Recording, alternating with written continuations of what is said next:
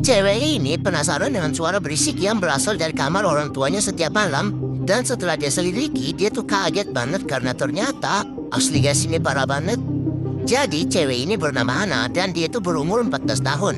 Nah, dia ini penasaran banget karena dia tuh sering mendengarkan suara-suara aneh yang berasal dari kamar orang tuanya. Seperti suara menjerit dan juga suara teriakan.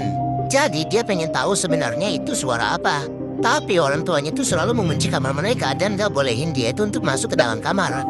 Kalau misalnya dia mau coba masuk ke dalam, orang tuanya pasti suruh dia untuk keluar, terutama di malam hari. Tapi karena dia tuh udah penasaran banget, akhirnya dia nekat masuk ke dalam kamar orang tuanya secara perlahan-lahan dan menyelinap di bawah kasur.